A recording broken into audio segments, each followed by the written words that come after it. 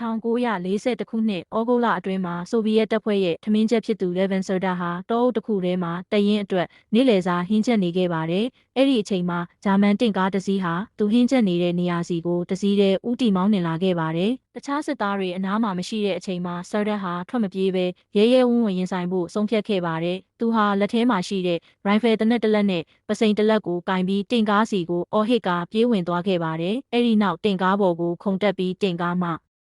ပါတဲ့ဆက်သက်နက်ပြောင်းကိုပစိန်နဲ့ထုရိုက်ကကောက်သွားအောင်လုပ်ပစ်ခဲ့ပါတယ်။တင်ကားမောင်းသူကြည့်ရမယ်မှန်ပြောင်း optics တွေပေါ်လဲတာဘော်လင်စတစ်ခုနဲ့အုပ်ပစ်လိုက်ပါတယ်။ဒီလိုနဲ့တင်ကားထဲမှာရှိနေတဲ့ဂျာမန်စစ်သားတွေဟာရှေ့ကိုမမြင်ရတော့တာရဲ့အပြင်ဘက်ကရိုက်နှက်တံတွေနဲ့အော်ဟစ်တံတွေကြောင့်သူတို့ဆိုဗီယက်တပ်ရင်းကြီးတစ်ခုလုံးရဲ့ဝိုင်းထားခြင်းကိုခံနေရပြီလို့ထင်မှတ်သွားခဲ့ပါတယ်။နောက်ဆုံးမှာတော့ကြောက်လန့်တကြားနဲ့တင်ကားတွေကထွက်လာပြီးထမင်းချက်ဆိုဒါစီမှာလက်နက်ချခဲ့ကြပါတယ်။